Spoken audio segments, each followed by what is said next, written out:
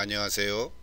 센트럴 신학대학원 2017년 봄학기 우리 신학 이야기라는 제목의 온라인 강의를 시작합니다.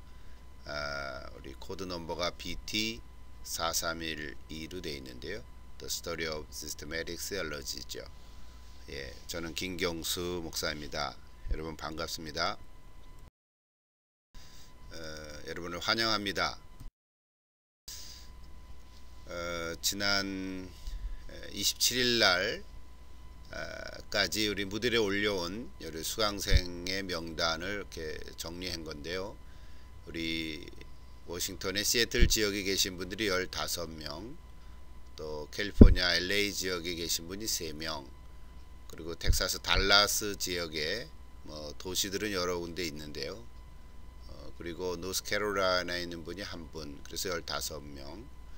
그리고 이필숙이라는 분, 남편 성함이 배씨신 것 같아요. 이제 그분도 올려놓은 있는데 아직 이렇게 정식으로 등록되어 있지 않은 것 같아서 어쨌든 이름은 적어놨습니다. 전체적으로 33명, 이필숙님까지 합하면 34명이거든요. 혹시 여러분 이름을 보시고 수정되거나 잘못된 부분이 있으면 곧바로 알려주시면 다음 주에는 수정하도록 하겠습니다. 어쨌든 여러분 반갑습니다. 사실은 지난 23일날 오리엔테이션 기간이었는데 그 기간에 뭘 강의를 하려고 준비를 했었는데요. 또 여러분들이 추가로 등록하는 관계로 아직 무들 사용도 미비하고 그리고 여러가지 좀 준비가 안 돼서 한 주를 연기했습니다. 이미 제가 알려드렸는데요. 그래서 필수 교재를 다 구입하신 줄 아는데 이제 몇 분들이 이메일로 보내서 아직 교재를 받지 못했다고 그런 분들도 한 4분, 5분 계셨어요. 그러나 빨리 속히 교재가 받아볼 수 있기를 바라고 그래야 앞으로 이렇게 모든 과목을 이렇게 수월하게 순조롭게 진행할 수 있을 거라고 봅니다. 과제물들에 대해서는 이미 여러 번 알려드렸는데 여러분께 또 실러버스를 좀 참고로 보시면 좋을 것 같고요. 한 가지 꼭 부탁을 드리고 싶은 거는 실러버스를 꼭 프린트 하십시오. 저도 프린트를 해서 확인을 해가고 있는데요. 프린트를 해서 우리 교재와 같이 이렇게 공부해 가면 좋을 것 같습니다. 늘 하는 과제들이 몇 가지 있는데요. 그래서 여러분이 그것을 꼭 숙지하실 수 있으면 좋겠습니다. 중요한 거는 이제 예습하는 차원에서 퀘스천 앤 앤서 과제물이 있죠. 예, 그거는 우리가 월요일 날마다 이렇게 동영상 강의를 올려놓게 되는데 그 전 주일날까지 여러분이 미리 좀 해서 올려주시면 좋겠고요. 또 피드백 과제물은 동영상 강의를 듣고 나서 하는 거니까 그 주간에 목요일까지 이렇게 올려놓으시면 될 것 같고요. 그 다음에 특별히 한 번만 하면 되는데 이 수필 과제물은 왜 신학을 공부하는가 우리 교재의 그 8에서 26페이지 그 서론에 써 있는 그것인데 그 그림들인데 여러분 그 글을 읽고 먼저 이제 공부하기 전에 좀 이렇게 워밍업 하자 이제 그런 의미로 과제물을 낸 거거든요. 그러니까 여러분이 왜 신학을 공부하나 여러분 그 글을 그대로 베껴서 쓰라는 말이 아니고 그 제목에 대해서 여러분 나름대로 생각을 이렇게 좀 적어서 이렇게 올려놓으면 될 것 같습니다. 아직 많은 분들이 하지 못했지만 빠른 시일 내에 이렇게 올려놓아 주시면 좋을 것 같습니다. 자, 그 다음에 두 번째는 자기소개서를 좀 작성해 달라고 했는데요. 이거는 왜냐하면 우리 온라인 강의니까 실제로 클래스에서 서로를 볼 수가 없어서 이제 좀 부탁을 하는 건데요. 현재 여러분의 이름, 가족, 또 언제 어디 계시는지, 또 우리 CBT에서도 공부하게 된 동기나 현재 몇 학기째인지 신입생도 있을 것 같고요. 또 여러분의 신학적인 관심들 이런 것들, 또 특별히 이번 강의 신학 이야기에 대한 기대 이런 것들도 한마디씩 적어 놓으면 서로 이렇게 좀 알고 또 도움도 되리라고 생각을 합니다. 특별히 새로 오신 분들은 여러 가지가 좀 생소하니까 이미 공부하신 분들이 좀 도움도 좀 주시고요. 또 온라인 이렇게 하면 좋겠다 이렇게 한두 마디 해주시면 큰 힘이 되리라고 보거든요. 제가 27일 날 지금 이거 녹음을 하는데요. 현재 17명이 자기소개서를 올렸더라고요. 그래서 아직 33명이니까 아직 올리지 않으신 분들은 이렇게 자기소개서를 좀 이렇게 올려주시면 서로 알고 또 기도도 하시고 또 도움 되리라고 이렇게 봅니다. 꼭 이렇게 올려놓으시면 좋겠습니다. 자, 이번 강의는 23일 한 주 지났죠. 지난 한 주간 오리엔테이션을 갔고요. 특별히 이제 준비를 해 가리라고 보고 마지막 5월 12일 15주 과정으로 있습니다. 또 3월 13일부터 19일까지는 이제 수업이었고 브레이크 타임인데요. 네, 그때 여러분 중간고사를 준비하는 그런 특별한 기간이라고 보면 되겠습니다. 자, 여러분 실러버스를 보면 다 나와 있는 얘기들인데요. 예, 급한 경우에 제 이메일나 또는 제 전화로 또는 문자로 남겨주시면 곧바로 연락할 수 있을 거라고 봅니다. 자, 오늘의 강의를 시작합니다. 오늘 1월 30일 월요일이죠. 자, 오리엔테이션은 지난주에 한 건데 잠깐 또 짧게 요약해서 이미 알려드렸고요. 자, 왜 신학을 공부하는가? 이 부분은 이미 여러분들이 또 과제물로 수필로 이렇게 써서 보내주신 분들이 있었습니다. 아직 안 내신 분들 좀 계신데 빨리 적어서 보내주시고요. 그 책을 요약해서 적어보라고 한 얘기가 아니라 그 질문에 대한 이 주제에 대한 여러분 자신의 견해를 한번 적어보시라, 이제 그런 이야기였습니다. 일단 시간이 되면 잠깐 나누겠고요. 또 오늘은 그래서 제1장 하나님을 아는 것, 이제 그 부분을 주로 강의하겠습니다. 자, 오늘 강의를 들으시고 여러분 오늘 강의에 또 새롭게 느낀 점들 또 배운 거 이런 거 있으면 피드백으로 2월 2일 목요일까지 제출해 주시면 되겠습니다. 그리고 다음 주 월요일날 할 제2장에 강의하기 이전에 성경에 대한 하나의 말씀이죠. 그 부분을 먼저 읽으시고 2월 4일 주일 밤까지 또 이렇게 요약을 해 주시면 되겠습니다. 그 요약의 내용은 이제 퀘스천 앤 앤서인데요.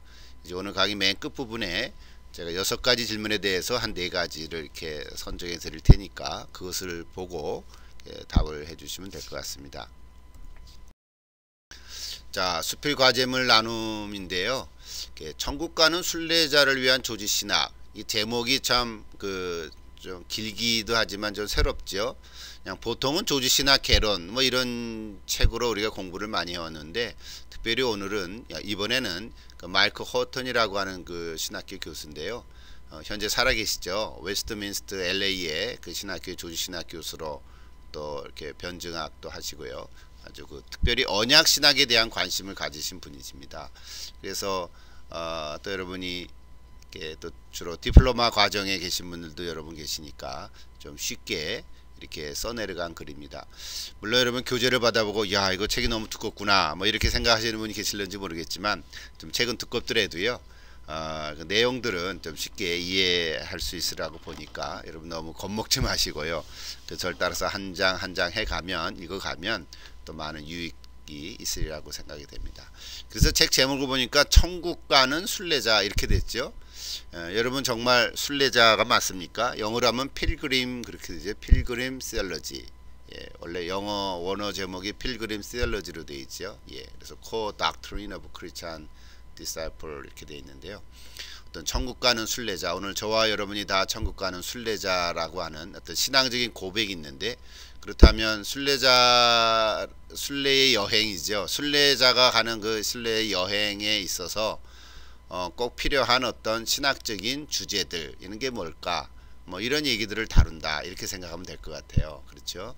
그래서 왜 신학을 공부하는가 이제 여러분들이 좀 생각을 해보시면 좋겠고요. 제가 보니까 12명만이 제출을 하셨더라고요. 그래서 아직 여의치 않은 분들이 이메일로 보내주신 분이 또 2분이 계시고, 그러니까 14명이죠. 그리고 아직 여러가지 그 수강 신청이 지연이 돼서 모듈 사용이 아직 못된 분들이 계신데 이메일로 그 연락을 해주신 분이 또 8분이 계시고, 그래서 그 외의 분들은 제출도 안 하시고 뭐 이메일로 연락도 없으시고 그러셨어요. 그래서 여러분이 빠른 시일 내에 그 왜 신학을 공부하는가 이 주제에 대한 여러분 나름대로의 그 견해를 이렇게 적어서 이렇게 보내주시면 좋을 것 같습니다. 정답은 없죠. 정답은 없지만 여러분 나름대로의 생각을 이렇게 좀 이렇게 적으시면 될 것 같아요. 제가 도움이 되는 글을 하나 그 다음 페이지 적어 드렸는데요. 한번 보십시다. 왜 신학을 공부하는가, 제가 답을 얘기하려고 그러는 게 아니고요. 신학이 뭔가, 혹 처음으로 오신 분들, 또 우리 CBTS에 처음 등록을 하고 또 등록을 했는데 첫 강의가 이 강의란 말이죠. 그래서 잘 하셨어요. 좋은 강의예요. 근데 신학이라는 게 뭘까? 여러분 잘 아는 대로 셀러지라 그러잖아요. 그거는 헬라말로 테오스, 그 헬라말로 하나님이라는 뜻이죠. 일단 로고스, 그게 원래 말이라는 건데요. 요한복음 1장에 보면 태초에 말씀이 계시니라 할 때 그 말씀을 로고스라고 하지 않습니까? 이것이 다 그때 당시 영어죠. 헬라어로 되어 있는 로고스인데 그냥 말이죠. 말, 존댓말로 말씀. 그러니까 신학이라는 게 뭘까 할 때 하나님의 광한, 하나님에 대한 말, 담론이다. 큰 의미로 담론, 거대한 담론 이런 얘기 하잖아요. 그냥 단순한 한 문장이 아니라 하나님에 대한 할 수 있는 얘기를 다 하는 거, 뭐 이런 거라는 거죠. 여러분 그것이 신학인데, 사실 요즘 시대는 그냥 신학하면 이런 의미인데, 요즘은 불교도 불교 신학, 이슬람도 이슬람 신학 이렇게 말하거든요.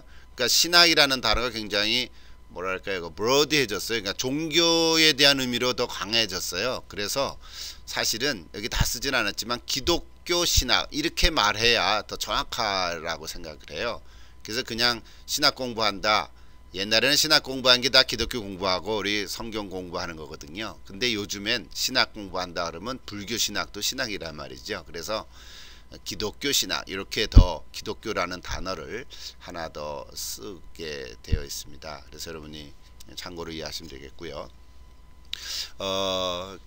좀 참고로 그 엘리스터 맥그레스라고 하는 분이 신학이란 무엇인가라는 그 책을 좀 두껍게 쓴 책이 있는데, 이것도 일종의 개론이죠. 개론에 대한 책인데, 이제 그분의 책을 좀 참고로 제가 하려고 하는 건 뭐냐면, 이 신학이라는 용어 자체는 성경적인 용어는 아니죠. 뭐 너무 당연한 거죠.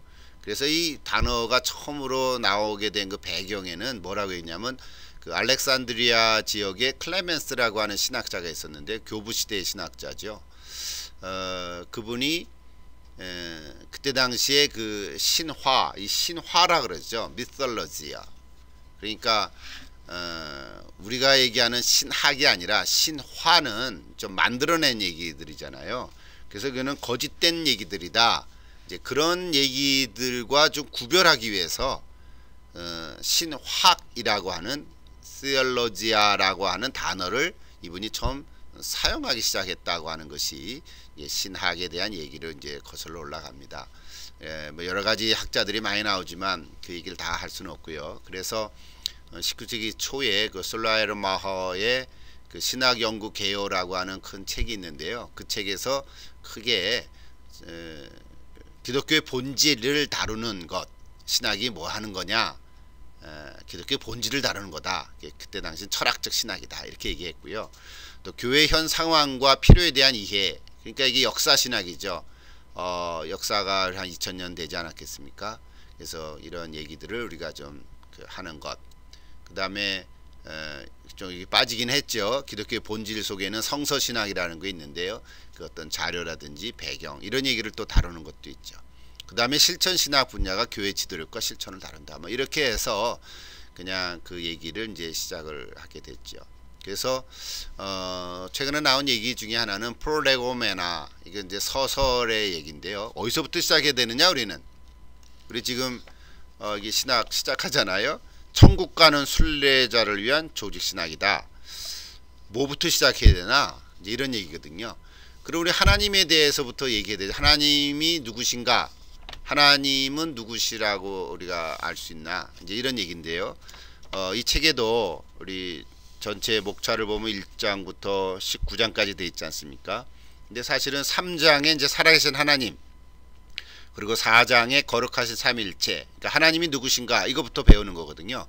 그게 맞는 거죠. 하나님이 누구신가로부터 배워야 신학을 이제 시작하는 건데, 근데 요즘에는 그 앞서서 그럼 하나님이 누구시고 하나님이 무엇을 하는 분인가라는 것을 배우기 전에 그 하나님을 어떻게 할 수 있는가, 이 어떻게라고 하는 얘기를 먼저 이렇게 한 번씩 다루는 거죠. 그것이 이제 오늘 우리가 좀 공부하려고 하는 것입니다. 하나님을 아는 것, 일종의 인식론이죠. 그래서 오늘은 인식론에 대한 얘기거든요.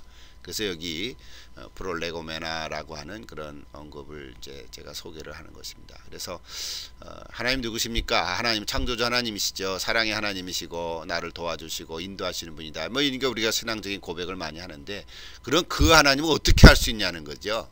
인식 논리란 말이죠. 오늘은 그 얘기를 먼저 좀 이렇게 하려고 합니다.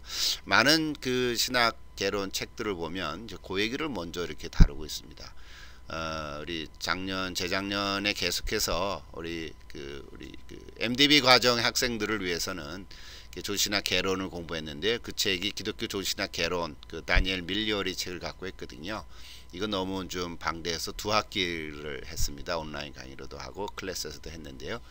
그 책의 제목이 기독교 조신학 개론인데, 부제가 제목이 뭐냐면, 부제의 제목이 신학은 이해를 추구하는 신앙이다. 요 단어가 부제로 나와 있어요. 그래서 faith seeking understanding이다. 그러니까 그 질문을 던지라는 거죠. 예, 그래서 여러분이 이제 첫 번째 우리 신학 공부하는 시간인데요. 왜 신학을 공부하는가? 하나님을 알라고 공부하는 거죠. 이런 것도 답이 되겠고, 나를 알라고 공부하는 거, 이것도 되는 거죠. 또 교회 역사를 알기 위해서, 또 성경에 나타난 이야기가 뭔지를 더 알기 위해서, 또 현재 우리 교회나 또 리더들, 또 우리 사람들 어떻게 케어하는가 또 상담하고 가르치고, 이런 것들도 다 신학을 공부하는 이유들이죠. 그러나 기본적으로 처음 시작하는 건 뭐냐면, 이해를 추구하는, 질문을 던지는, 그렇죠? 여러분 질문을 던져보면 참 좋을 것 같아요. 여러분 이제 몇 년 공부하신 분도 계시고 처음 하신 분도 계신데, 여러분 개인적으로 갖고 있는 어떤 신앙적인 또는 신학적인 또는 인생에 대한 그런 질문들, 그런 질문들을 던져가는 것, 이런 질문을 잘 던지면 답을 잘 할 수가 있거든요. 예, 그래서 그것이 사실은 가장 큰 신학을 공부하는 이유가 아니겠는가. 이제 저는 이제 좀 전체적으로 이렇게 소개를 좀 합니다.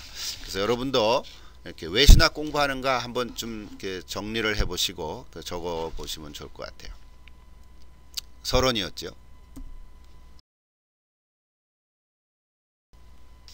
자, 그래서 오늘 본장 1장을 좀 가보십시다.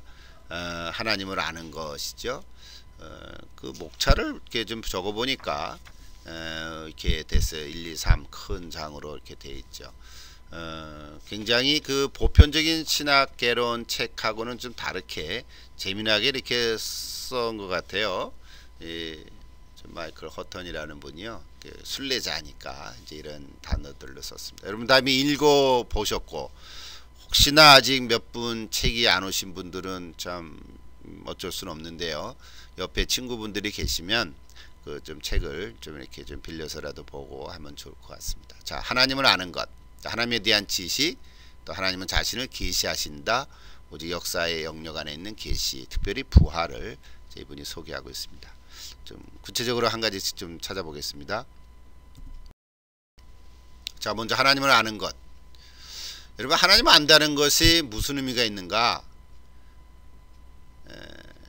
제가 강의를 할 때 책을 그대로 얘기하지 않습니다. 왜냐하면 책에 내용이 있는데, 그죠? 여러분이 이미 읽고 또 이미 그 요약도 그 질문을 통해서 정리를 했고, 그러니까 저는 큰 흐름만 좀 얘기를 여러분에게 좀 나눕니다. 자, 하나님을 아는 것이 뭘까? 안다는 게 뭘까? 어디에 초점이 있는가? 하나님에게 초점이 있는가? 아는 것에 초점이 있는가?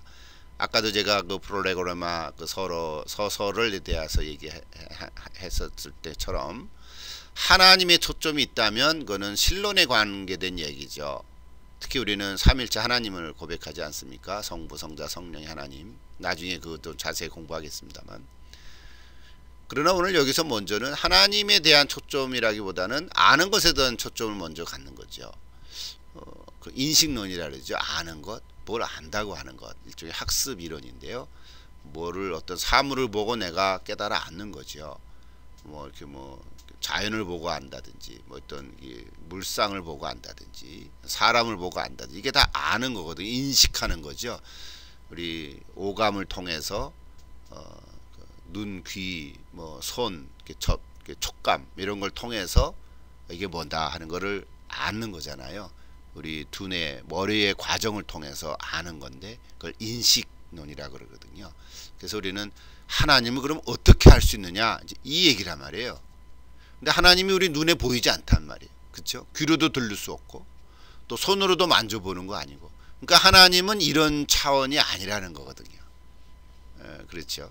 그러니까 이게 뭐 우리가 신학을 얘기하니까 얘기하는 거지만, 신학이라는 신학의 학자가 아니고 신학이라는 단어를 들어보지 않은 우리 사람들도, 우리 예수를 그냥 믿었다, 예수 믿고 구원 얻은 우리 성도들, 아니면 아직 예수 안 믿는 사람들이라도 어렴풋하게 하나님이 뭐다라는 생각들은 갖고 있단 말이죠. 예, 그러니까 하나님은 어떻게 할 수 있느냐?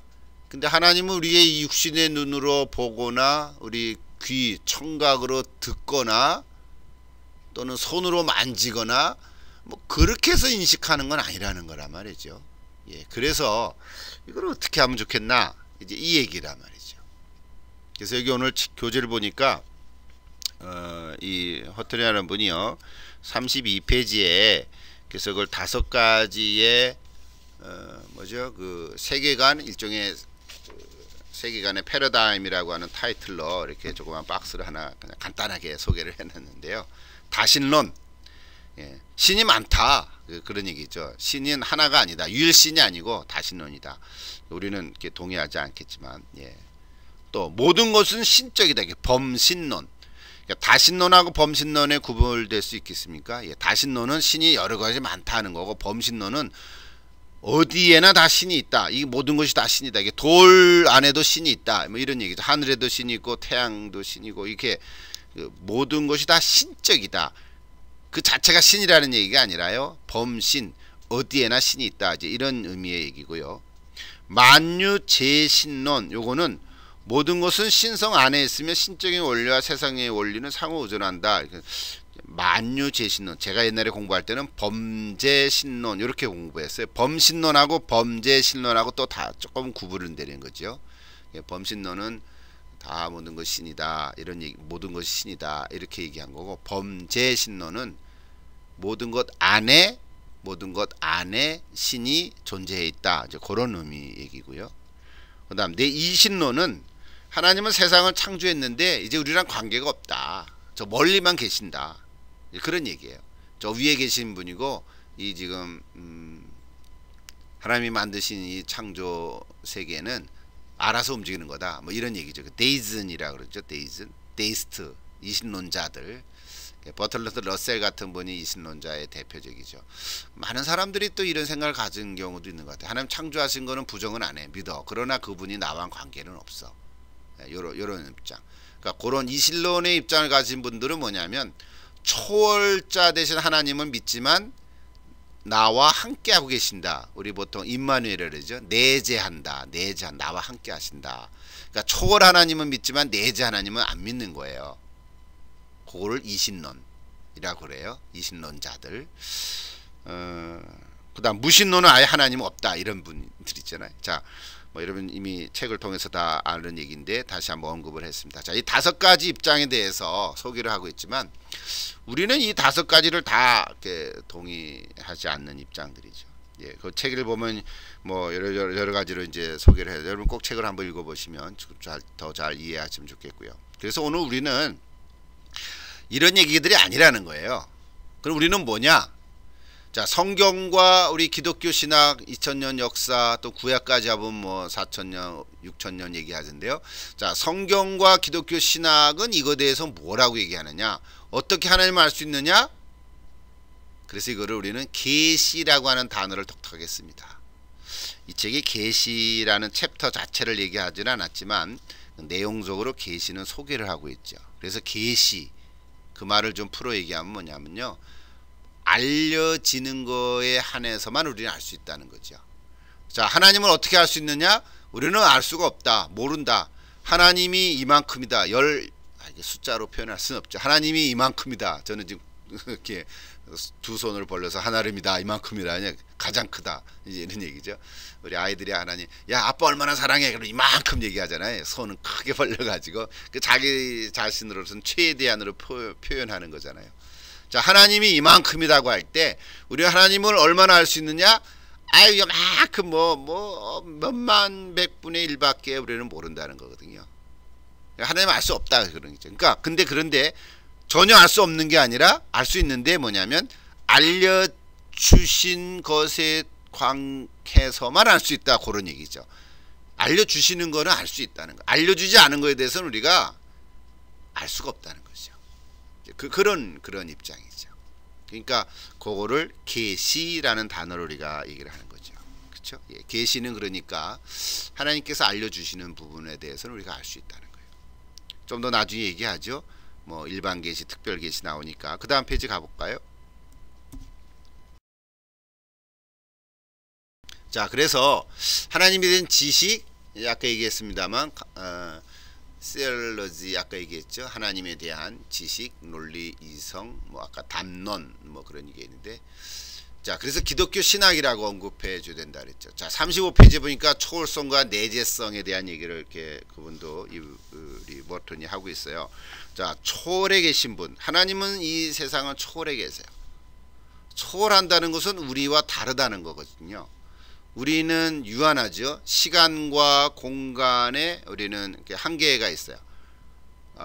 우리는 여기에 있으면서 동시에 거기 있을 수가 없어요. 전 시애틀에 있으면서 동시에 달라스에 있을 수가 없잖아요. LA에 있을 수가 없거든요. 예, 그게 이제 시간의 한계죠. 또 공간의 한계이기도 하죠. 오늘 여기 있으면서 그쪽에 있을 수가. 그러니까 시공간의 한계가 있는 것이 우리는 초월을 할 수가 없죠. 그러나 하나님께서는 초월해 계시다. 또 이 세상의 모든 부분에 대해서 넘어 계시다. 저 세상에 계시다. 그러나 동시에 이게 동시죠. 우리와 함께하고 계시다. 내재하고 계시다. 이게 이제 하나의 역설이죠. 또 자세하게 얘기 뭐 많이 못합니다만은 여러분 개인적으로 하나님을 창조주로 믿으시죠. 하나님은 이 천지를 창조하신 분이시다 믿죠. 그런데 그분은 이렇게 초월해 계시죠. 그러니까 우리 지구도 만드시고 태양도 만드시고 태양계를 만들고 우주를 만드셨잖아요. 우주의 그 공간의 광활에 비하면 우리의 인생이 너무 작지 않습니까? 사실은 우리 지구 덩어리가 굉장히 크지만 전체 우주의 별의 관점에서 보면 뭐 보이지도 않을 점 하나로밖에 안 보이지 않습니까? 태양보다도 큰 별들이 얼마나 많습니까? 예, 그러니까 그 우주적인 관점에서 보면 그러니까 초월해 있지만 동시에 그 하나님이 우리와 함께 계시다. 이게 놀라운 거거든요. 이게 놀라운 거거든요. 그러니까 이거를 두 가지를 다 갖고 계시다. 이게 이제 하나님, 우리 성경에 나타난 하나님의 아주 놀라운 모습인데, 우리는 초월의 하나님을 우리는 잘 모르지만 내재하는 하나님을 우리가 알 수 있다. 그런 측면에서의 내재성, 임마누엘의 얘기를 우리는 이렇게 할 수 있습니다. 또 하나는 그 원형과 모형 뭐 이런 단어를 얘기하는 건데요. 그래서 이제 여기에 유비라는 단어가 나옵니다. 우리 질문에도 하나 나온 거가 있었죠. 유비라고 하는 단어는 유추라고 하는 단어를 쓰기도 합니다. 유추, analogy라고 하죠. 유추. 이건 일종의 그냥 비유라고 보기도 하고요. 유추를 뭐 좀 설명하기도 하지만 뭐 여러분이 그냥 뭐 문학을 전공하신 분들은 뭐 쉽게 이해할 수 있겠지만, 예, 설명하면 이런 것입니다. 한 분야에서 어떤 원칙이 통하면 다른 비슷한 분야에서도 그 원칙이 통할 수 있다는 논리. 그렇죠? 호수는 아름답다. 호수는 맑다. 내 눈이 호수처럼 맑다. 이런 얘기는 눈이 호수라는 거 아니잖아요. 일종의 비교하는 거죠. 비유를 쓰는 건데 이제 유추하는 거죠. 또 근본적인 유추 중에 하나가 뭐냐면 우리 교회를 그리스도의 몸으로 또 이렇게 유추하죠. 유추한단 말이죠. 그러니까 우리 몸이 머리도 있고 눈, 코, 손, 발 뭐 이런 거 있지 않습니까? 대표적으로 사도 바울이 고린도 12장에서 이제 교회를 얘기할 때 우리 하나의 그 지체 의식으로 얘기하죠. 지체로. 그래서 모두 다 눈이겠느냐, 모두 다 발이겠느냐. 이것이 유추한 거거든요. 그러니까 교회를 전 세계의 교회, 우리가 섬기는 교회가 하나 있잖아요. 로컬 처치가 하나 있잖아요. 여기저기 뭐 수만 개가 있지만 이걸 한 교회라고 하면 그리스도의 몸으로서의 교회잖아요. 그러니까 교회로 나중에 우리 교회론 가서도 공부하겠지만 그러니까 교회를 하나 유추할 때 몸으로 유추한단 말이죠. 그걸 유비라고도 이제 얘기할 수 있는 거죠. 그러니까 이 유비 방식, 유추의 방식이죠. 그러니까 이거를 하나님을 지금 대상으로 유비한다는 거죠. 그러니까 하나님을 설명하기 위해서 이제 유비적으로, 유추적으로 하나의 방법을 설명해 가는 것. 하나의 언어 이론, 뭐 요거를 유비적인 얘기라고 얘기를 할 수 있습니다. 그러니까 하나님은 사랑이시다. 그러니까 우리 아버지 엄마도 우리를 사랑한다. 그러니까 사랑의 그런 어떤 유비, 유추로 설명해 가는 거죠. 하나의 특징들을 얘기하는 거죠. 그래서 여기에 대해서 또 반론도 좀 있어요. 반론도 있지만 뭐 반론은 반론으로 놔두고 우리가 지금 얘기하는 거는 하나의 어널러지, 유추 혹은 유비로 좀 우리가 이해가면 될 것 같아요. 그래서 하나님을 우리가 잘 모르니까 여러분 어린아이들에게 하나님을 좀 그려봐라 그러면 대충 뭐라 그럽니까? 할아버지 수염난 옛날 할아버지로 많이 그리잖아요. 그러니까 하나님은 이렇게 신령한 분인 것 같아. 그죠? 머리도 기다라고 말이죠. 근데 실제로 하나님 머리가 기십니까? 그런 거 아니잖아요. 하나님 눈도 있고 손도 있고 하나님 발도 있습니까? 하나님 발이 얼마나 길까 클까요? 그죠? 예. 그러니까 손이 짧으시지 않는다 그러잖아요. 예. 그러니까 눈동자가 저를 지켜주시고 뭐 이런 주로 시편의 용어에 많이 나오는데 하나의 시적인 유비의 이야기를 여러분이 좀 이렇게 이해할 수 있으면 좋겠어요. 뭐 대충 아는 거죠. 예. 그래서 우리가 유비적인 방법을 쓰기도 하는데 더 구체적으로 신학적인 용어를 우리가 쓴다 할 때는 이 계시라는 단어를 더 쓰게 됩니다. 근데 여기 오늘 토마스가 아니고 마이클 그 허튼이 특별한 그 챕터 하나를 이게 뭐랄까 이렇게 서술했어요. 그게 42페이지에 나오는 건데요. 낯선 자를 만나는 것이다. 이거 재미난 표현 같아요. 하나님을 만난다는 것은 낯선 자를 만나는 것이다. 낯선 자를 만난다는 건 스트레인저잖아요. 조금은 좀 익숙하지 않잖아요. 좀 경계심을 갖기도 하고 그렇죠? 여러분 낯선 자를 만나면 일단은 좀 경계할 수 있지 않겠습니까? 저 사람이 누군가, 어떤 사람인가, 어디서부터 왔지, 뭐 이런 생각들을 하지 않습니까? 그래서 하나님을 만난다는 것은 낯선 자를 만나는 것과 같다. 이게 또 하나 이렇게 유비를 하는 거죠. 이미 여러분이 다 그 글들을 써 주셨어요.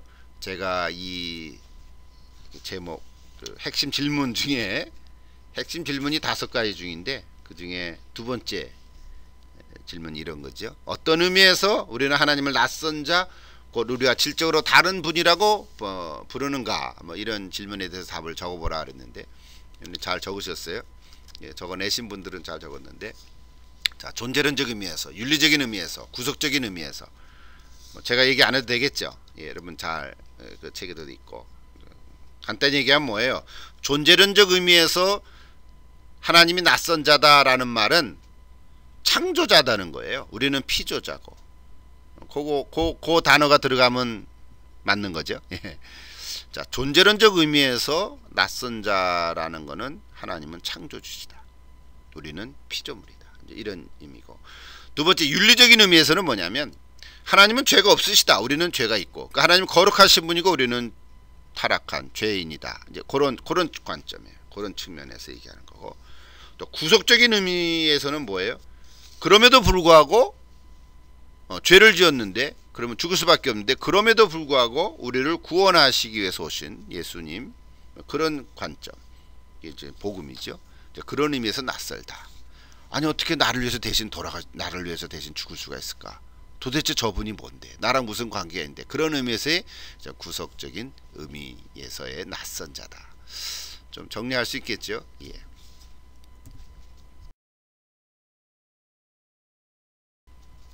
계속해서 그렇다면 이제 우리 계시에 대한 내용을 좀 같이 보십시다. 자, 하나님은 자신을 계시하신다 그랬습니다. 우리가 하나님을 알아내는 것이 아니라 이 말이 참 중요합니다. 44페이지에 그대로 제가 이렇게 다운표 찍었는데요. 우리가 하나님을 알아내는 것이 아니라 하나님이 자신을 우리에게 알려주시는 것이다. 자, 알려주시는 것이다. 그게 계시거든요. 알려주시는 것을 한해서 우리는 알 수 있는 거예요. 근데 그거 크게 두 가지라고 이제 정리를 하는 거죠. 하나는 일반 계시고 또 하나는 특별 계시다. 자, 보편적으로 일반 계시는요. 이 책에서는 그렇게 딱히 얘기는 안 나왔지만 보편적으로 우리 그 조신학 그 개론 책들을 보면 계시 이론에 보면 자연 세계잖아요. 하늘과 땅과 또 바다와 또 물과 숲과 나무와 꽃과 새와 모든 짐승들 이게 다 자연이잖아요. 뭐 돌도 속하겠죠. 무지개도 있고. 자, 이런 것들이 다 일반 계시인데요. 그 중에 자연에 속하는 건데 그 자연을 통해서 하나님이 우리에게 알려주셨다는 거예요. 그래서 로마서 1장에 보면은 핑계하지 못하니라 그렇게 바울이 얘기하지 않았습니까? 자연을 통한 일반 계시. 또 하나는 역사를 통한 일반 계시. 우리는 인생이 짧잖아요. 요즘은 더 뭐 평균 수명이 늘어나서 100년까지도 산다고 하지만 역사는 1000년, 2000년씩 가잖아요. 그러니까 우리가 역사를 다 알 수가 없습니다. 지금의 흘러가는 역사가 뭐 잘못됐다고 막 얘기해도 그 역사는 나중에 다 사필규정으로 바르게 돌아갈 거라고 우리가 보는 거거든요. 왜냐하면 과거의 역사가 다 그랬기 때문에. 근데 우리는 그 역사의 끝을 못 보고 우리가 먼저 죽을 수 있단 말이죠. 그래서 우리 역사를 통해서 잘 모르는데, 그런데 성경은 그 역사를 주관하시는 분이 하나님이시다. 이렇게 얘기해서 역사 속에 나타난 하나님, 이 일반 계시라는 거예요. 또 마지막 세 번째는 양심이죠. 우리 인간의 모든 양심이 있습니다. 아무리 악한 자라도 그 양심이 있거든요. 그 양심이 하나님께서 우리 인간들에게 주신 본능적인 그런 것이죠. 그러니까 우리가 양심이, 근데 우리가 죄 때문에 양심을 가리기도 하고 또 양심에 반해서 행동하기도 하고 또 양심이 화인 맞기도 하고 양심이 멍든 거죠. 마비되기도 하고 뭐 이렇게 된 거는 있지만, 그럼에도 불구하고 인간 그 자체 양심이 있는데 그 양심이 바로 하나님이 계시는 존재하는 하나의 근거 중에 하나다. 이렇게 얘기하는 거죠. 그 세 가지를 일반 계시라고 얘기하거든요. 그 다음에 특별 계시는 두 가지인데요. 하나는 성경이고 하나는 예수 그리스도이십니다. 자, 성경 자체가 특별 계시다는 거죠. 성경, 우리 다음 주 주제가 이거에 대한 얘기하죠. 다음 주 주제가 하나님의 기록된 말씀, 이제 그 성경에 대한 얘기를 할 건데요. 성경도 하나님의 계시라는 거예요. 성경을 통해서 성령이 역사하심으로 기록된 하나님의 말씀. 자, 성경은 한 사람의 글이잖아요. 역사 속에서 나타난 사람들이 쓴 글 자체인데, 그 책인데, 그럼에도 불구하고 우리는 그 성경, 그 사람들의 글이 하나님의 말씀이다. 이렇게 믿고 고백하는 거거든요. 그게 계시라는 측면에서 그렇게 한다는 거죠. 그 다음 마지막으로 중요한 특별 계시 중에 하나가 예수 그리스도. 그리스도 자체가 계신다는 거죠. 우리는 예수님이 이 땅에 오셔서 하나님이 사람의 모습으로 오신 거죠. 그래서 그게 크리스마스였고, 그게 성육신이라고 하는 신학적인 용어가 된 건데요. 요한복음으로 말씀이 육신됐다. 예수님이 아니겠어요? 그런데 예수님 자체가 사실은 그냥 사람으로 오신 게 아니라 그것이 우리 계시론 측면에서 볼 때는 예수님이 특별 계시다는 거죠. 유대인들은 하나님을 본 적이 없거든요. 지금도 우리 하나님의 얼굴을 볼 수가 없고, 본 자는 죽은다 그랬거든요. 모세도 하나님의 얼굴을 볼 수가 없었죠. 그런데 예수님 오셔서 뭐라 그랬냐면, 야 사람들아, 나를 본 자는 곧 하나님을 보았느니라. 나를 본 자는 하나님을 본 자니라. 이렇게 말하거든요. 말씀하시거든요. 그러니까 유대인들이 이게 머리가 돌아가는 거예요. 야, 네가 뭔데 널 보면 하나님을 보았냐? 우리는 하나님을 볼 수가 없는데. 이렇게 얘기하는 거거든. 이게 이제 계시의 측면이고 관점인 거죠. 그래서 예수님을 통해서 하나님을 볼 수 있고, 예수님 본 자는 하나님을 본 거고, 이렇게 되는 거죠. 자, 이것은 이렇게 말을 하지만요, 아는 자만 아는 거예요. 그러니까 깨닫는 자만 깨닫는 거. 아무리 예수님을 봐도 하나님 모르는 거거든요. 이제 그런 것들이 이제 계시의 하나의 그 신비적인 측면이기도 합니다. 자, 일반 계시, 특별 계시 좀 정리가 될 수도 있고요. 또 이걸 통해서 우리가 또 새롭게 깨달을 수도 있고요. 어쨌든 그렇습니다. 그래서 그 율법과 복음에 대해서도 이 허튼이 좀 정리를 하고 있습니다. 여러분 좀 칸에 있는 거를 읽어가면 좋겠는데요. 자, 율법과 복음. 율법은 구약에 대한 거죠. 반면에 복음은 낯선 거예요. 안 들어본 거예요. 어떻게 죄인을 위해서 죽을 수 있냐는 거죠. 이게 아까 우리 하나님 낯선 자라 그랬는데, 만나는 게 낯선 자라는데, 그래서 예수님을 통해서 우리가 이 복음에 대한 이야기들을 이제 접하게 되는 거죠. 특별한 타이틀이 하나 있죠. 이성의 죽음은 또 뭘까? 이성은 우리 reason이라 그러죠. reason. 인간의 어떤 그 사고를 깨닫게 되는 어떤 그 능력, 사고 방식인데요. 역사적으로 보면 또 사상적으로 보면 그 계몽주의에서부터 이성이 더 아주 활발하게 이제 발달됐다고도 볼 수 있습니다. 그래서 모든 것이 이성의 견고한 기초에 세워진다. 그래서 이때부터 신앙도 다 이성적으로 됐고요. 성경도 이때부터 굉장히 뭐 우리 입장에서 발달됐다고 하지만 발달됐다기보다 이성적으로 다 성경을 쪼개 가지고요. 다 칼도마에다 올려놓고 다 이렇게 난도질을 했어요. 그래서 좋은 의미로는 다 분석이 많이 됐어요. 그럼에도 불구하고 분석은 됐는데 그 다음 뭐예요? 신앙을 잃어버렸어요. 이제 그런 얘기를 하는 거죠. 그래서 이성이 필요하고 중요한 건데 여기 자연적 이성이 충분하기 때문에 계시가 필요 없다. 요런 입장으로 가버렸단 말이에요. 그래서 이제 나중에 합리주의가 됐고 그 다음엔 자유주의가 됐지 않습니까?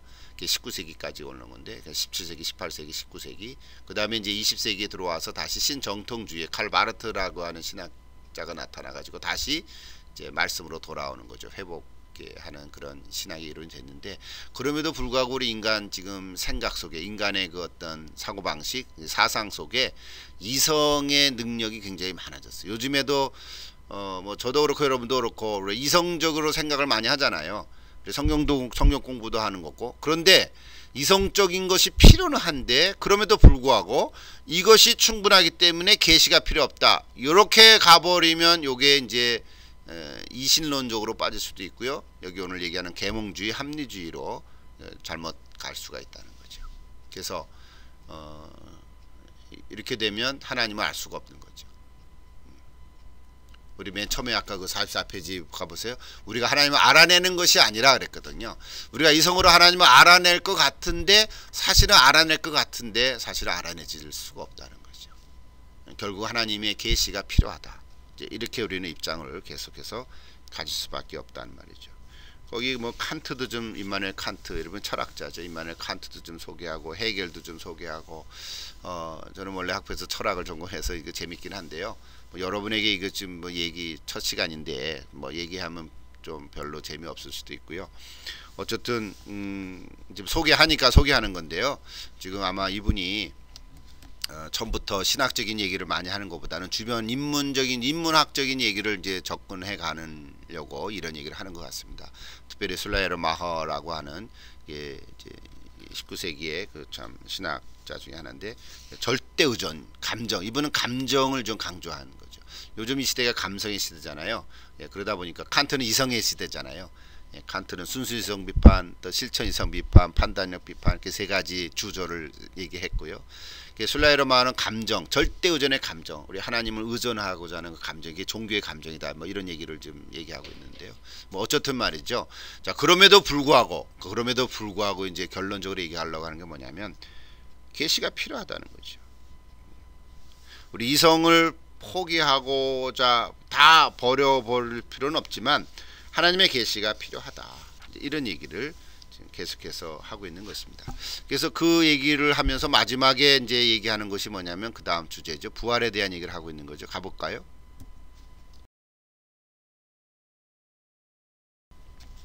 자, 오직 역사의 영역 안에 있는 계시다. 이제 그것이 뭐냐면 부활이다. 자, 부활은요 이성으로 해결되지 않는 거잖아요. 그렇죠?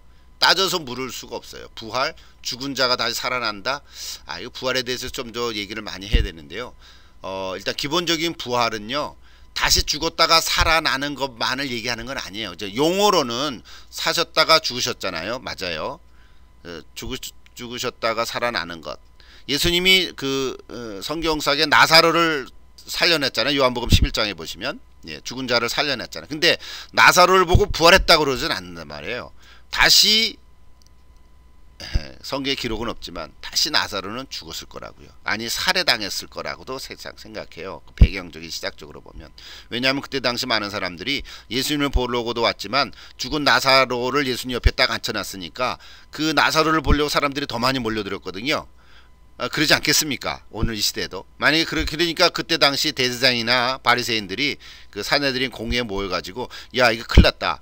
예수님 보러 온 게 아니라 나사로를 보러, 죽은 자가 살아났으니까 그를 보러 많이 몰리니까 이게 지금 그 사람들이 다 글로 가니까 밀란이 일어나겠다.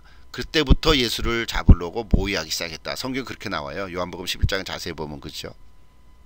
오늘 얘기하는 초점은 어디에 있냐면 부활이라고 하는 것이 그냥 단순히 죽었다가 살아나는 것이 아니라, 사실 고린도서 15장을 쭉 읽어보면요, 부활은 일종의 변화예요.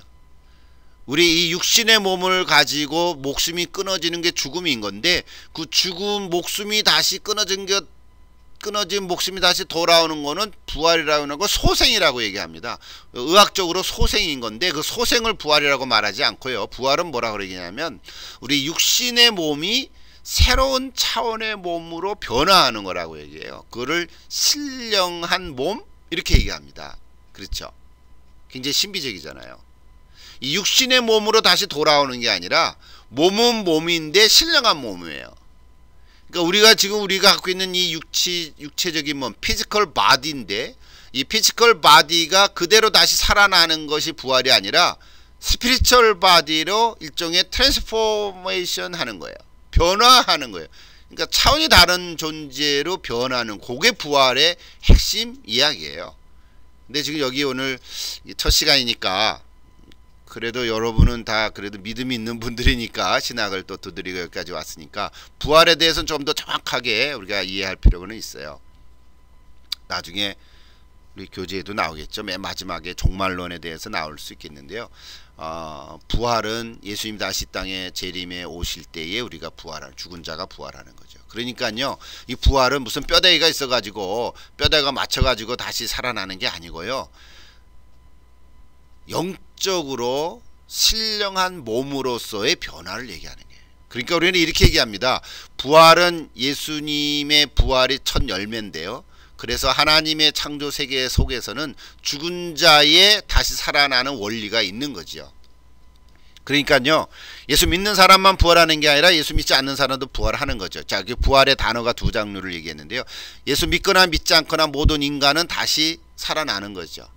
쉽게 얘기하면 영적으로 다시 살아나는 거죠.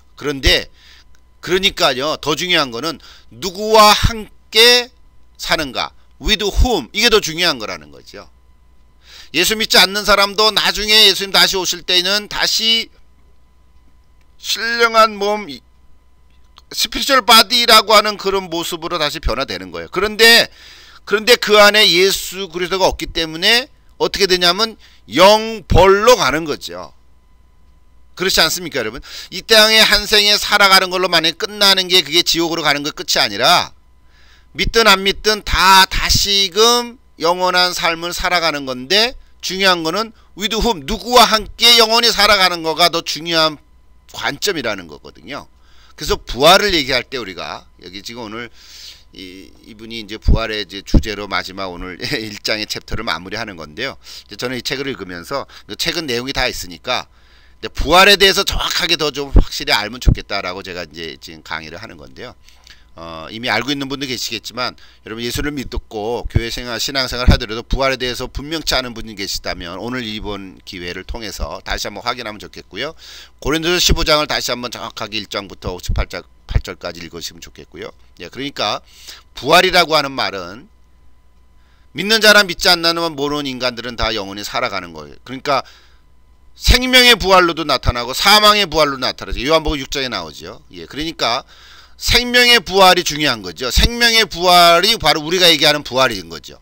그러나 사망의 부활, 자, 부활이라는 단어는 그렇게 똑같이 부활이라는 단어 썼지만, 생명의 부활, 사망의 부활로서의 부활의 단어와 우리가 얘기하는 정말 생명의 부활로서의 그 신령한 몸, 예수 그리스도와 같이 정말 영적으로 변화되는, 시공간을 초월하는 그 놀라운 모습의 부활의 모습은 정말 하나님께서 우리에게 주시는 그 은혜, 선물이고, 그렇죠? 계시로서 그게 복음의 놀라운 은총이라는 거죠. 그게 부활에 얘기하는 거예요.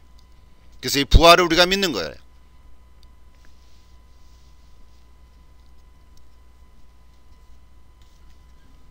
예, 그 챕터가 55페이지부터 쭉 나오죠. 55페이지부터 나오는데 여러분 책을 읽어보십시오. 책을 읽으면 모를 거 없어요. 근데 한 가지 여기 재미난 거 있죠. 사셨다가 죽으시고 장사되신 그리스도. 그래서 예수가 역사적인 인물인가? 이 역사적 예구에 대해서도 19세기 한창 논쟁이 많이 있었습니다. Historical Jesus, 그렇죠? 역사적 예수는 진짜 역사적 인물인가? 이제 이런 주제로 많이 얘기를 해왔었습니다. 그 얘기 다 할 필요는 없지만은요. 어쨌든 그래서 우리가 지금 고백하는 거는 사도신경의 고백을 우리는 얘기하죠. 그렇죠? 우리 사도신경 예배 때마다 고백하지 않습니까?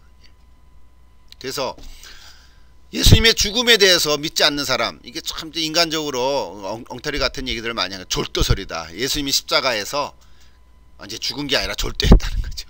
그 나중에 깨어났다는 거거든. 좀 그럴듯합니까? 안 그럴듯하죠. 그런데 성경에 보면, 특히 누가복음에 보면요, 누가는 직업이 의사였잖아요. 근데 누가의 기록에 보면 특별히 다른 복음서에는 그런 표현이 없는데 그 로마 군병이 예수님의 옆구리를 창으로 푹 찔르니까 뭐가 나왔습니까? 물과 피가 나왔다 그랬거든요. 그러니까 물과 피가 나왔다는 거는 물론 우리 몸의 70%가 물로 돼 있지만 그 옆구리를 찔렀다는 건 피가 나오면서 동시에 물이 나서 심장이 파열됐다는 것에 대한 증거라는 거예요. 예, 그 의사의 그 누가의 그 아주 그 예민한 눈으로 볼 때 그 표현을 쓴 거거든요. 예. 그러니까 보통 우리가 피가 흘렀다 그러지 물과 피가 흘렀다 이렇게 표현 안 한단 말이죠. 그러니까 의학적인 의사의 관점에서 볼 때 그래서 그 물이 나왔다는 건 심장이 파열됐다는 거. 그러니까 졸도했다는 게 아니에요. 졸도설은 그거는 근거 없는 얘기죠. 그렇죠?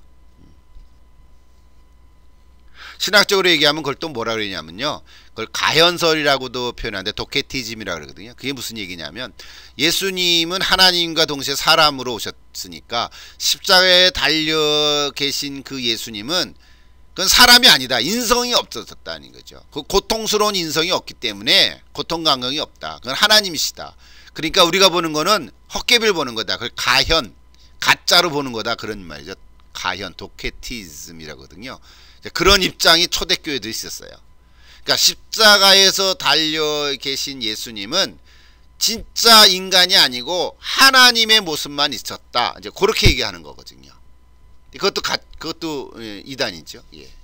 그러니까 예수님은 하나님과 동시에 사람이셨다. 완전한 하나님이고 동시에 또한 완전한 사람이셨다. 이것이 우리가 바른 신앙인 건데요. 머리를 이해는 안 되잖아요. 2분의 1, 2분의 1, 또 아니고 반신 반인간 이것도 아니고 완전한 하나님이고 동시에 완전한 사람인 거란 말이에요. 이해가 안 되면 그냥 일단은 놔두는 게 나아요. 억지로 해석하려 그러지 말고. 그래서 이제 사람들이 억지로 해석하려고 하면 졸도설까지 나오고 가현설 이런 것도 나오는 거거든요. 또 하나는 무덤에 대해서도 빈 무덤설 얘기하잖아요. 예수님 무덤이 없다. 모든 인간들은 다 무덤이 있는데, 그렇죠? 소크라테스도 무덤이 있고, 예, 다 있죠. 그런데 부활에 대해서 그 대안한 설이 뭐야? 도난설, 훔쳐갔다는 거예요. 제자들이 훔쳐갔다. 그래서 무덤이 비었다. 이렇게 그것도 말이 안 되는 거죠. 실제로 요한복음 끝부분에 보면 오히려 제자들이 훔쳐간 게 아니라 이 빌라도에 있는 대제사장들이 예수님이 없어졌다니까 야, 니네들이 쟤네들 보고 훔쳐갔다 그래라. 뭐 이렇게 얘기하잖아요. 근데 그때 당시에 그 무덤이라는 게 지금처럼 뭐 땅속에 묻은 게 아니라 커다란 돌로 동굴에 가두는 거거든요. 그 돌을 사람의 힘으로 이렇게 돌리기가 쉽지가 않단 말이죠. 그리고 그 안에 로마 군병들이 그 앞에서 지키고 있었고요. 그죠? 우리가 잘 아는 대로. 그래서 이것도 말도 안 되는 하나의 이야기를 하는 거죠. 도난설이다. 이런 얘기. 그래서 결론적으로는요. 부활은 역사적인 사건이다. 믿든 말든. 그렇죠? 근데 역사적인 사건이라는 거죠. 그러니까 부활은 그냥 종교적인 사건이 아니고 그냥 우리 예수 믿는 사람들 성경에서만 기독교만 얘기하는 것이 아니라 이거는 실제로 역사적인 사건이었다. 빌라도도 그런 기록들이 남겨져 있고요. 우리 복음서에도 끝부분에 한 몇 가지 있고요. 그러니까 이거는 역사적인 사건이었다. 그러니까 이거를 안 믿는 사람들은 역사를 무시하는 거죠. 안 믿고 무시하는 거죠. 그래서 오늘 이 마이클 허턴이 우리 첫 시간에 또 신학을 처음 하시려는 분, 또 조지신학을 어렵게 생각하셨다고 하는 분들을 통해서 그런 게 아니다라고 하는 거를 조금 쉽게 설명해 가는 건데요.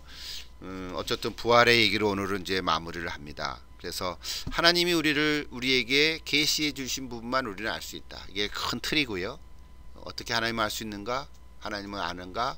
알 수 있죠. 근데 계시해 주신 부분만 알 수 있습니다. 여러분 우리 자연을 보면서 이제 또 겨울이 지나고 봄 기운이 나오지 않습니까? 이게 참 놀랍지 않습니까? 여러분 산을 한번 가보십시오. 예, 눈이 오고 비가 내리고 꽃이 피고 뭐 이런 또 새가 울고 이런 모든 이 천라만상의 움직임들을 보면서 하나님을 알 수밖에 없어요. 저는 가끔 이렇게 설교 시간에 얘기하는데요. 지구 덩어리를 보면서 참 신비하죠. 지구가 어떻게 이게 공중에 떠 있나요? 이것도 그리고 가만히 있나요? 돌아가잖아요. 하루 한 바퀴씩. 그 속도가 얼마나 큽니까? 소리가 얼마나 큰데요. 근데 우리는 느끼지 못하고 들을 수가 없어요. 뭐 셋줄로 지구를 붙잡아 맨 것도 아니고 말이죠. 예, 이게 중력에 대한 이것도 신비함이 있고. 그러니까 이거는 하나님이 존재하는 거, 하나님이 계시는 거를 알 수밖에 없는 거예요. 우리 눈으로 하나님을 보는 건 아니지만, 영이니까 볼 수는 없지만, 예. 그래서 우리 성경과 그리스도를 통해서 특별한 계시, 특별히 우리 마지막에 부활에 예수님 다시 살아나셨다고 하는 이 역사적인 사건을 통해서 우리는 하나님을 알 수밖에 없습니다. 믿을 수밖에 없습니다. 안 믿는 게 이상한 거죠. 안 믿는 게 이상한 거죠. 그래서 믿음은 단순히 믿는 것이 아니라 예수를 우리의 주와 구주로 또 나의 주 나의 하나님으로 받는 것이다. 그렇죠? 예. 아멘.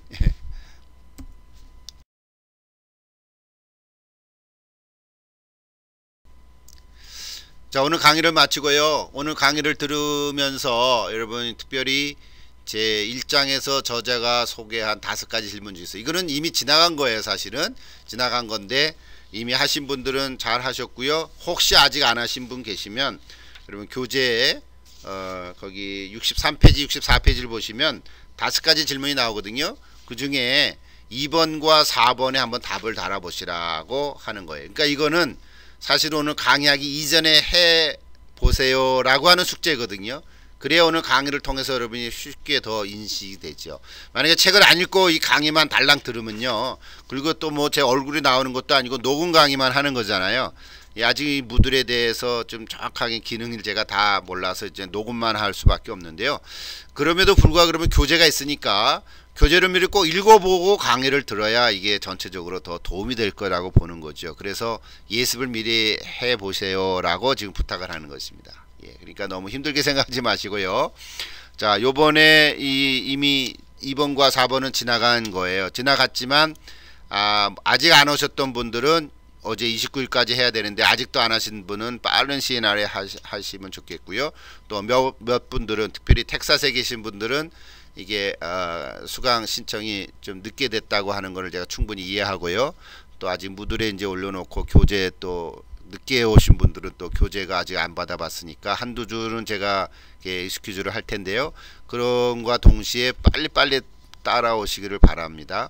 그리고 이제 다음 주, 이거 제가 착각했네요. 1월 30일이 아니고 2월 4일 2월 5일 날이죠. 그러니까 한 주 연기해서 이렇게 하면 되겠고요. 자, 다음 주에 강의할 것은 2장 하나님의 기록된 말씀에 대해서, 자, 이것도 이제 예습을 하시라는 거죠. 자, 93페이지 94페이지에 보면 하나님의 기록된 말씀에 대해서 6가지 질문이 나옵니다. 그 중에 이번엔 좀 초이스를 많이 줄게요. 1, 2, 4, 6번에 한번 답을 달아보십시오.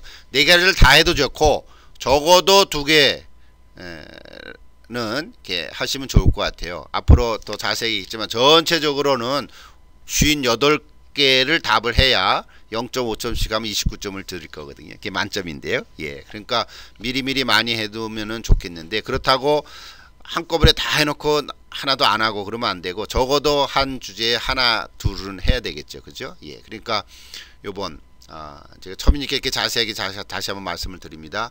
제2장 하나님의 기록된 말씀에 대해서 예습의 차원에서 6가지 질문 중에서 4개의 질문에 적어도 2개의 답을 달아보시고요. 무들에 올려놓으시면 좋을 것 같습니다.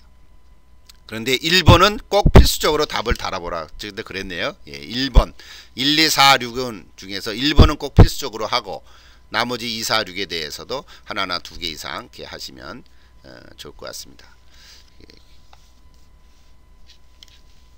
마감은 1월 29일이 아니고요. 2월 4일입니다. 제가 이거 수정을 못했네요. 죄송합니다. 지난번에 다 적어놓은 거라서. 자, 마감은 2월 4일 주일까지입니다. 예, 착오 없으시길 바랍니다. 자, 피드백 과제물은 오늘 강의를 들으시고 내가 아는 하나님에 대해서 또 저자의 그 강의 내용과 연관해 새로 깨달았거나 새롭게 느낀 점을 자신의 글로 이번 목요일 즉 2월 2일까지 무들에 올려놓으시면 될 것 같습니다.